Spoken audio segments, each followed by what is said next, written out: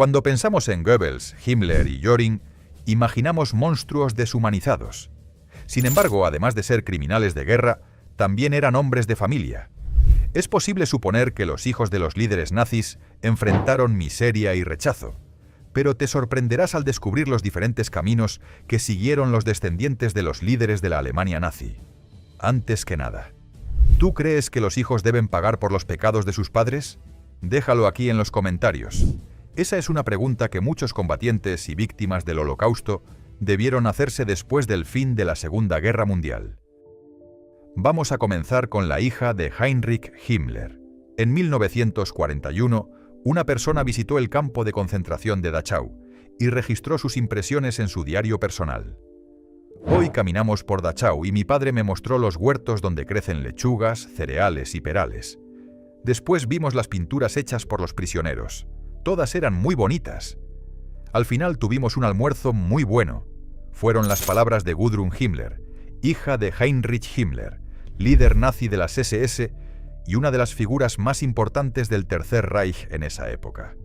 En aquel entonces, la niña tenía solo 12 años, lo que hace imposible que no notara el terrible estado en que se encontraban los prisioneros. Sin embargo, había sido criada para ignorar lágrimas, marcas de moretones y la perturbadora delgadez que hacía que la piel de los detenidos colgara como trapos.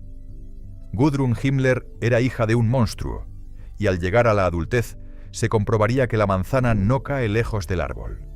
La princesa nazi, Gudrun Himmler, nació el 8 de agosto de 1929, en la ciudad de Múnich, Alemania. Llegó al mundo justamente cuando el movimiento nacionalsocialista estaba alcanzando su apogeo. Tras una década promoviendo el odio hacia los judíos, la democracia, el liberalismo y el socialismo, el nazismo finalmente se arraigó en la población, obteniendo millones de votos y convirtiéndose en uno de los principales partidos políticos de la época. Uno de los arquitectos de ese logro fue Heinrich Himmler, el hombre de confianza de Adolf Hitler. Himmler permaneció leal al Führer incluso en los peores momentos, como cuando fue arrestado tras un intento fallido de golpe de Estado.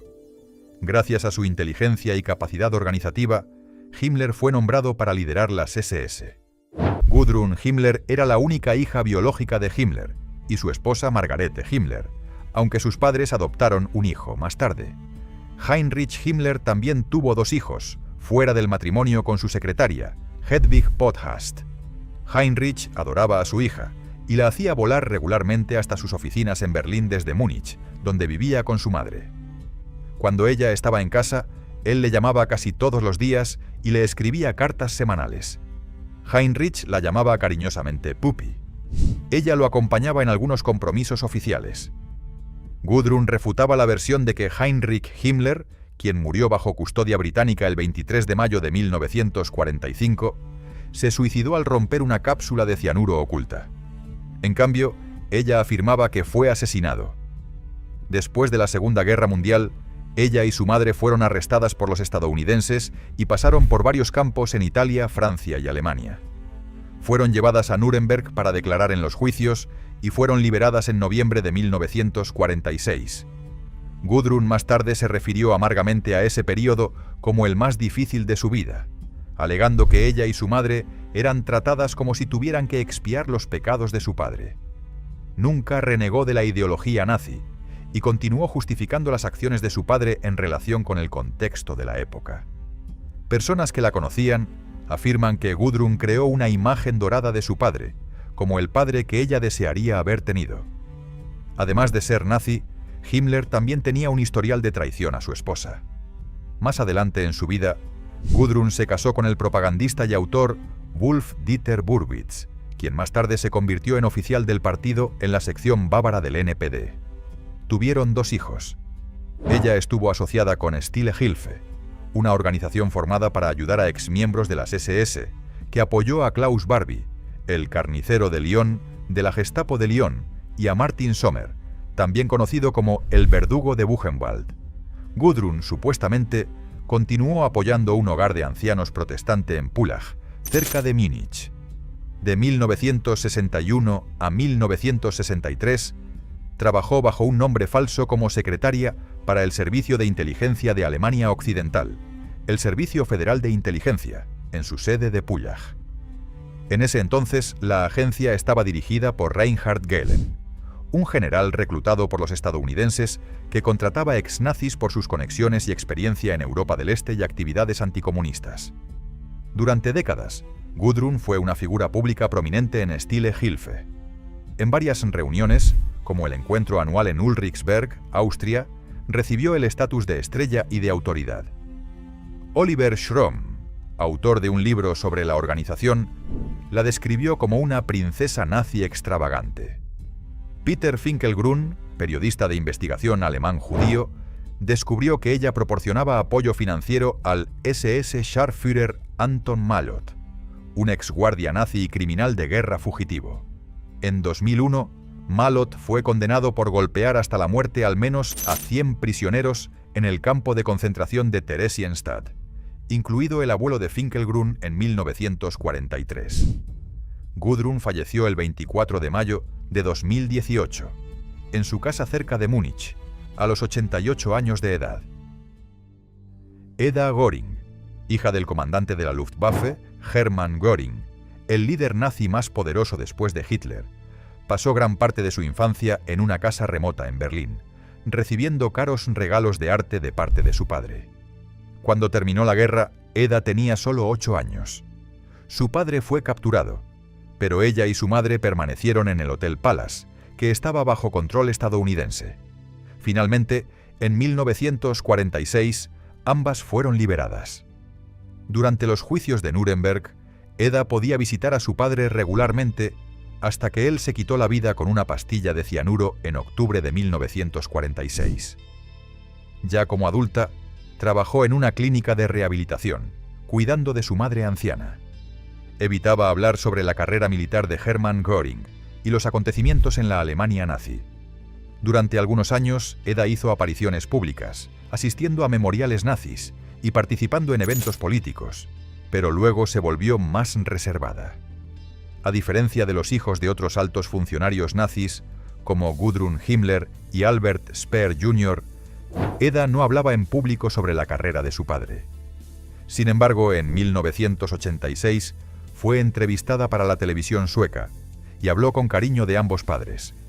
Los gobiernos de Alemania Occidental y de la Alemania reunificada le negaron a Eda Göring la pensión normalmente otorgada a los hijos de los ministros del gobierno del antiguo Reich alemán. Muchos de los regalos de infancia mencionados anteriormente eran en realidad botín de guerra de su padre, y Eda perdió la mayoría de ellos en procesos de repatriación. Murió el 21 de diciembre de 2018 a los 80 años de edad. Magda y Joseph Goebbels tuvieron estos 6 hijos, todos con nombres que comienzan con H en honor al Führer. La formación de una gran familia alemana era un lazo fundamental en la doctrina social nazi. Sin embargo, el destino de estos niños sería convertirse en las últimas víctimas de sus padres. El 1 de mayo de 1945, la familia estaba escondida en un búnker junto al Führer, con las fuerzas soviéticas listas para tomar Berlín. Magda Goebbels envenenó a sus hijos antes de suicidarse junto a su esposo. En una carta a su hijo mayor, Harald, prisionero de los aliados, Magda Goebbels afirmó que el mundo que vendría después del Führer y el nacionalsocialismo ya no valía la pena ser vivido. Se llevó a los niños consigo, pues eran demasiado buenos para la vida que vendría, confiando en que un Dios misericordioso los entendería cuando ella les diera la salvación. Harald fue el único hijo de Magda que sobrevivió a la Segunda Guerra Mundial. Fue prisionero hasta 1947 y posteriormente vivió una vida cómoda como heredero del imperio automotriz de su padre biológico en Alemania Occidental durante las décadas de 1950 y 1960. Falleció cuando su avión personal se estrelló sobre Italia en 1967, dejando a su esposa y 5 hijos sobrevivientes. Ralph Mengele, hijo de Joseph Mengele, conocido como el Ángel de la Muerte, y responsable de algunas de las atrocidades médicas más horribles de la historia, tuvo una historia única. Su padre, Joseph Mengele, fue un oficial alemán de la Schutzstaffel y médico en el campo de concentración de Auschwitz durante la Segunda Guerra Mundial. Mengele fue un notorio miembro del equipo de médicos responsables de seleccionar a las víctimas que serían asesinadas en las cámaras de gas y de realizar experimentos humanos mortales en prisioneros. Los que llegaban y eran considerados aptos para trabajar eran admitidos en el campo, y los que no lo eran asesinados inmediatamente en las cámaras de gas. Cuando el doctor Mengele huyó a Sudamérica en 1945, Ralph tenía apenas un año. Criado por su madre y abuelos en el ambiente depresivo de la Alemania de posguerra, Ralph eventualmente supo que su padre era el infame médico experimental del Tercer Reich. Aunque evitaba hablar del tema, Ralph supo, a través de cartas de su padre usando nombres falsos, que él estaba en busca de un encuentro. Finalmente, en 1977, Ralph viajó a Brasil con un pasaporte robado. El encuentro fue tenso, y al abordar el tema de Auschwitz, el criminal de guerra de 66 años se defendió, alegando que su trabajo era solamente determinar quién estaba apto para trabajar. Ralph Mengele afirmó que no creía lo que su madre le había contado. Aunque nunca reveló el paradero de Joseph, el encuentro marcó el fin de su relación con su padre, y Ralph cambió su apellido por el de su madre. El ángel de la muerte encontró su propio fin en 1979, pero eso solo se hizo público en 1985. Avancemos al caso de Albert Speer Jr., hijo del arquitecto nazi y amigo personal de Hitler, Albert Speer. Al igual que su padre, el joven Speer era arquitecto. A pesar del apellido, logró construir una carrera exitosa en la profesión. Desde temprano, se alejó del legado oscuro de su padre y reconoció públicamente los crímenes de este último. Los jueces de Nuremberg fueron indulgentes con Albert Speer padre, quien fue condenado a 20 años de prisión.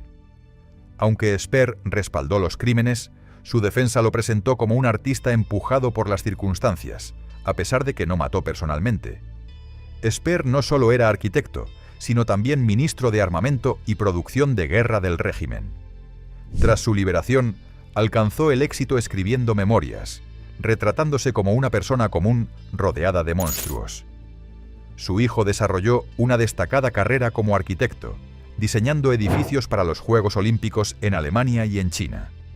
Falleció en 2017, pero su oficina quedó encargada de varios estadios de fútbol que fueron utilizados en la Copa Mundial de Fútbol en Qatar. El último caso que se abordará es el de Wolf Rudiger Hess, hijo de Rudolf Hess, mano derecha del Führer.